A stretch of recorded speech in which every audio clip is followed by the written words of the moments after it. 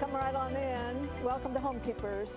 If this is your first time around, my name's Arthelene Rippy, and we like to deal with those things that really concern the home and very few things that do not concern the home. So I think that what we have to offer you is so very, very important today in this culture and various things that are going on. It seems to me that I'm watching my nation being dismantled every day, every day. And for those who believe in the Lord, we can see very, very clearly what's happening. And that's one reason that this program is more important than it's ever been. So to you regular folks who have supported us through the years, thank you. And for you new ones, don't let this be your last time, okay? I got one of my favorite guests back today. He kind of gets here about once a year.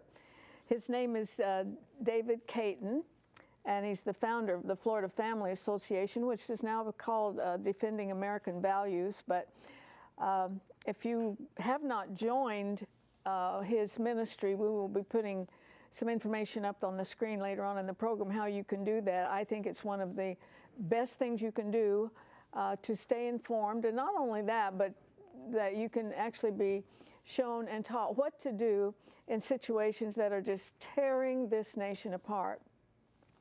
It's interesting that when this ministry began, David Caton's ministry is about 25 years old, really dealing with morality issues and the things that were on television and pornography and that kind of thing. And now it is expanded into so many areas, but one of them is the great threat of radical Islam to our nation.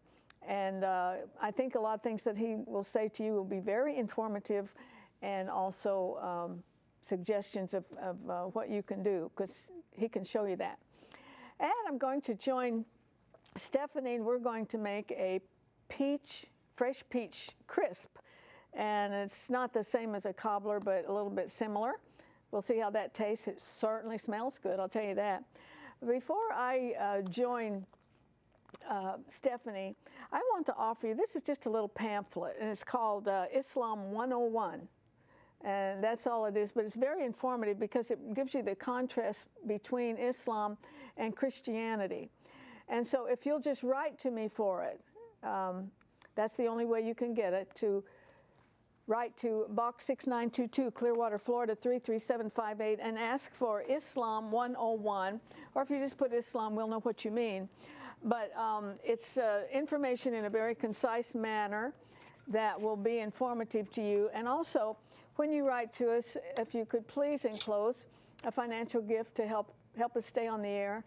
I believe with my whole heart that we dispense a lot of information that is so valuable, and that the Lord wants this program on the air, and it's up to the viewers to see that that happens. So thank you so much for anything you can do. That address is on your screen.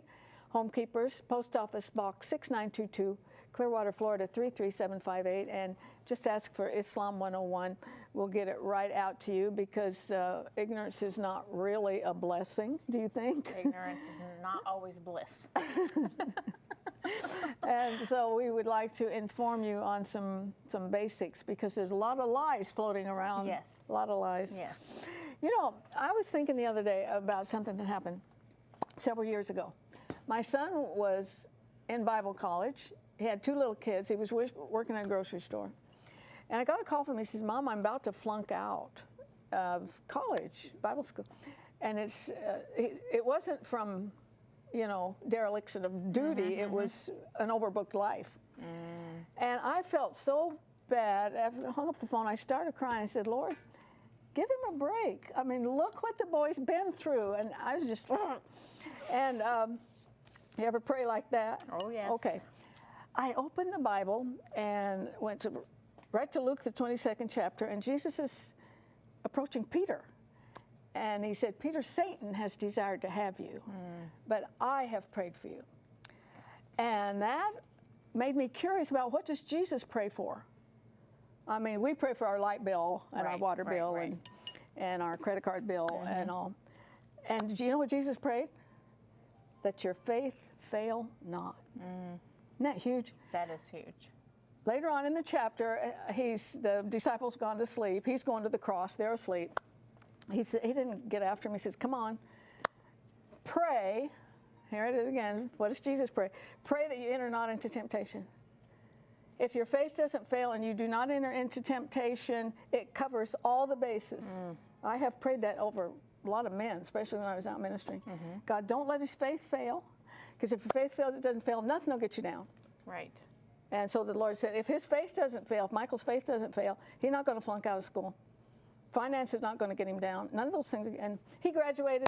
That's a word for somebody today. Yeah, he graduated, and he's pastored the same church for 23 years. And that just hit me. I thought a lot of people need to know that. Yes, yes, so, for sure.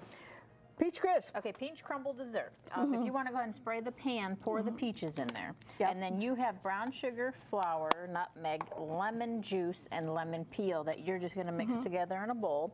And I have flour, sugar, I have baking soda, nutmeg, and egg that I'm going to mix together in It a bowl. has to taste good with all that. It's going to be You know what? delicious. Out by my house, I live at the edge of town. And every Saturday and Sunday, there's a guy out there selling Georgia peaches. Oh, really? I haven't stopped yet, but I want to. But when I go by, I do pray. I said, Lord, bless his business. Yeah. Bless his heart. It's so hot out Oh, there. it's so hot. It's too hot to even do anything outside. Yeah, it is.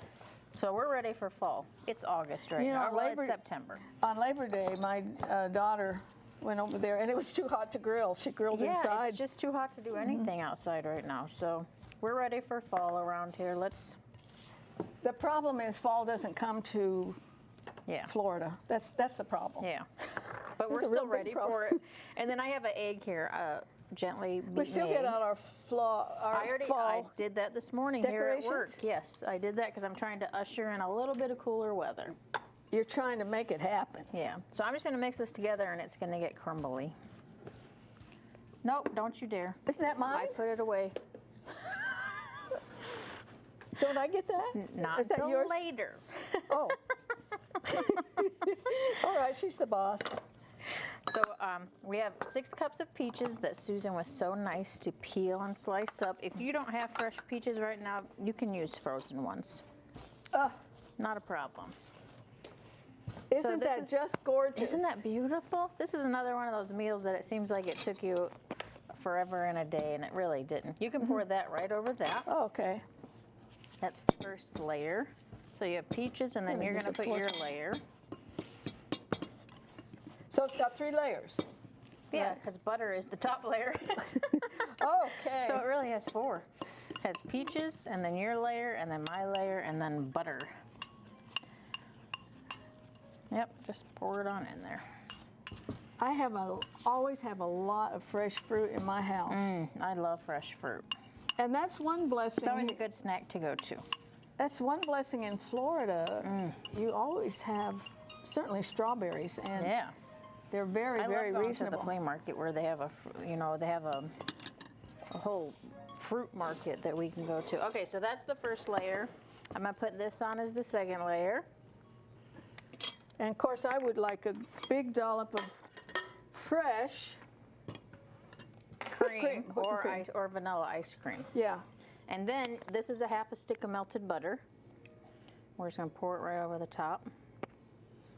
This is a good for you Dr. dessert. Perlmutter says that butter is back. Margarine's the one that'll kill Oh, you. really? Mm-hmm. Well, we'll listen.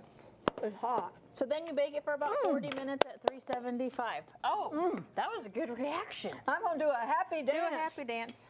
Oh, may I tell the whole crew and you that we cannot see, when this show is over, Oh, yeah. they'll be running through the door while the credits roll. I know those That guys. top is amazing. That's A+ right there. Oh my gosh, that's an 11. So it's called a peach crumble dessert.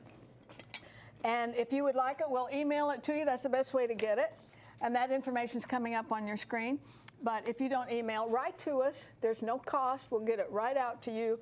I can tell you right now, you do want this one. You do. It's so delicious. good. Now, Stay, if you haven't met David Caton, I want you to meet him.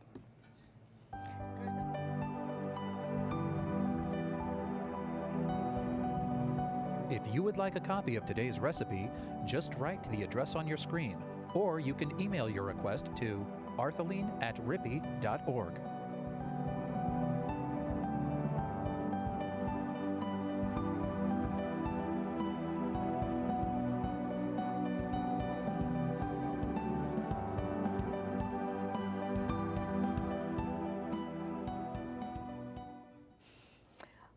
right, I got a man here I dearly love. Rachel, if you're watching, I love your husband, okay? It's been, we've done these shows for about 30 years, haven't we? Close to that, yeah. Yeah. Because your ministry, Florida ministry, is 25 years old, but you were in the same type of ministry before that. Yes, I was. So welcome back. Well, thank you. And my very best to your wife and your 2 boys. Thank you. I've watched them grow up too, Yes. mostly in pictures. They haven't been around here, so. Are you just, I mean, when you get a chance to just sit and ruminate a little bit, you kind of started out, you know, opposing pornography and those kind of things, and now, did you ever dream there would be a battle against the Islamization of this nation? Not me personally. I didn't see our organization being involved in this, but it's the final battle of all social battles. It really is, and we have to confront Islam. And Islam is not a religion. People say Islam is a religion. It's a peaceful religion. I encourage them to read the Quran and see all the edicts in there. From Muhammad saying that if you don't engage in jihad and killing, you're less than what you should be. And this is as we see going on over in Iraq and Syria. They're developing what's called a caliphate, and Islam is an entity. It's not a god. Islam is not the god of the Muslim faith. Muhammad is a prophet for Allah, and Allah is mentioned very little. Islam is actually worshipped, is the focus of worship. Islam is defined in code as Sharia law. Sharia law and Islam are the same, and their law encompasses everything from washing your feet every day to getting on a mat every day for 6 times to head to the east, to what you can and cannot eat, to how many wives you can and cannot have. And how you can beat those wives. And how you can kill the infidel, the unbeliever, the apostate. This is an all-encompassing entity. It's more of a political movement. It's an ideology. Than a religion. Yeah, and that's kind of certainly one of the major focuses of this ministry today.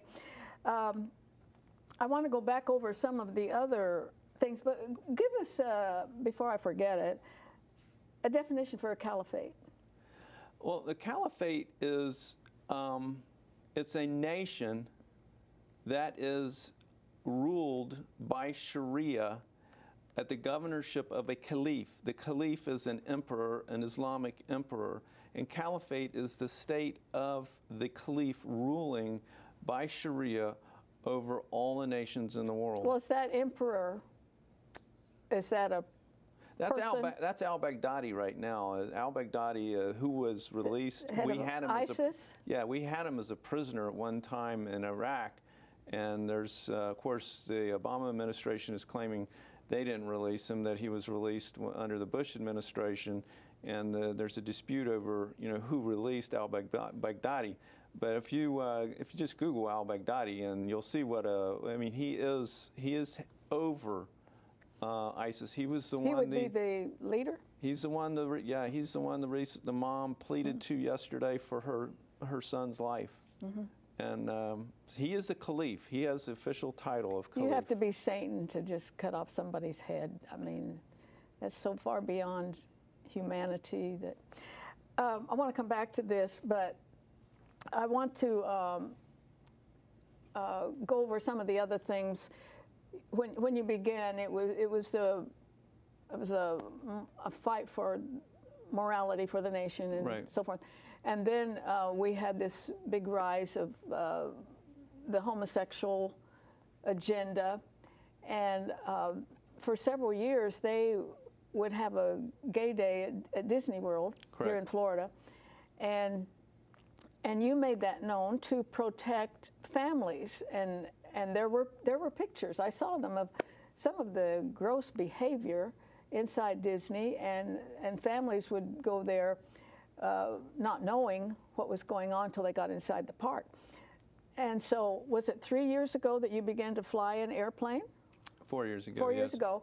A little Piper Cub or a little? We started off with a small single-engine plane that had one banner, and now we'll fly up to 2 planes all day for 3 days before to warn about the event. The good news is what we witnessed in this last gay day at Disney in 2014 was that there was only roughly 18% of the attendees were children. When we first went to the first gay day, close to 60% of the attendees were children. The supermajority of the patrons were elderly, and a lot of them were with disabilities. The numbers were way down. The homosexuals attending did not wear the pre-made shirts pronouncing gay day. Changed their behavior, didn't they? Normally we would see a few thousand red shirts with gay day this and gay day that. We don't see that. In fact, many of the people we could see there, we knew because they were wearing little clips and stuff like that, but they weren't wearing anything red. I mean, the rule was if you didn't get a official red T-shirt, then you would wear red. None of that. Their behavior was much tamer this last year than we've ever seen. So the message is getting out. If you're going to go into the heart of the biggest playground in the world, where our children are, you better act responsibly. Yeah. And that's all we really want. You know, we're not here to They have a deny right to go to Disney. gays to go to Disney. But if you're going to go, have the ambition to go to have fun for your personal selves and not to inflict your personal lifestyle on the captive audience there. Yeah, and as a result, for these last 4 years, it's changed. I mean, it's just totally turned around. And this was because the supporters of this ministry paid to have these airplanes fly up and down the I-4 corridor here in Central Florida, and it just said Gay Day at Disney and gave the date, right? It's a warning, Gay Day at Disney, and it gave the date. And the supporters have donated roughly $65,000 over the last 4 years for this event. And so that was also probably not anything you saw on the horizon when you got into No, I didn't see that either. Getting all kinds of surprises. Yes. All right. Now, what do you see as the greatest threat? I'm watching our nation dismantled. I'm in the generation with great-grandchildren, and I remember a whole different America than what I'm living in today. And so there's every kind of threat out there. You know, there's the moral decline and the decline of the family and people living together without being married. The list could go on and on. So, in your mind, what's the greatest threat? It's not just my mind, but it's the mind of our supporters. Our supporters rank the threat of Islamization in the United States at a 65% rating, and that means 35% takes up all the other issues: abortion, the gay agenda, pornography, sex trafficking. Over 2/3 of our respondents come back that Islam in the United States is the greatest threat to the way we are living. Sharia law is coming to America right now. It's not coming through the legislature. I know Florida legislature is not going to enact this stuff. Congress isn't going to ordain or approve Sharia law. But how it's coming through is by companies that are accepting the public policies of Sharia and incorporating Sharia into their public policies in order to accommodate the Muslim patrons. And this is the way it's slowly creeping into our culture. And as we become more receptive of that, then we become more receptive of Islam. That is where Florida Family Association is taking a position. We're trying to encourage companies not to advertise on Al Jazeera, which we're having a 93% success rate. Yes. 93% of the companies we've contacted, 169 out of 183 or 182 have stopped advertising. We've encouraged hoteliers not to allow CARE, the Council on American Islamic Relations, not to host their banquets where they promote Sharia law and Islam. What kind of success have you had on that? We've had tremendous success. Really? Yeah, so there's only one hotel chain that has not you know, followed and done the right thing, and that's Marriott. And Marriott is hosting the CARE event up in Arlington, Virginia at the end of this month. And we have an item on at floridafamily.org where people can go and send their email to that situation. Now, what we're seeing, though, overall, corporate America, many business people in the United States are very cognizant of the threat of Islam and are very much opposed to it. And we get emails when we contact advertisers, other companies, hey, we're with you on this. Unlike pornography and unlike the gay issue. So corporate America, I would say 95 to 90% is on our side. But the problem we're having is we have a president who's enabled all of this to happen. And that is the indoctrination of Sharia and Islam in the United States is mild compared to the terror that can be inflicted by a president who is not defending the national security of this country, and by releasing prisoners that go back to Al-Qaeda, you know, Baghdadi, who is now al-Baghdadi, who is leading ISIS. ISIS was in one of our prison camps, and there are no words. I mean, these things leave you speechless. So that is the greatest threat that we are facing right now. Is the what ifs? What about all the, you know, Twitter has an Al-Qaeda account where Al-Qaeda and ISIS are one and the same. ISIS well, they is kind really, of paint Al-Qaeda as not being quite as bad as ISIS. Al-Qaeda ordained ISIS. If you go to Wikipedia and you look at the history of ISIS, ISIS came out of Al-Qaeda. Al-Baghdadi was an agent of Al-Qaeda. So there really are all. That's kind of a blended group. They become extraordinarily militant, and we have to be on guard in the United States to this threat. It's like if it walks like a duck and quacks, it's probably a duck, Al-Qaeda. Yes. Now, the website's on the screen, and I want to urge you with everything in me to take that down and to contact this ministry, because then you will be educated. You will get the information. And I mentioned at the top of the program that he'll tell you what you can do, because learned a long time ago that success is when you mess with the money.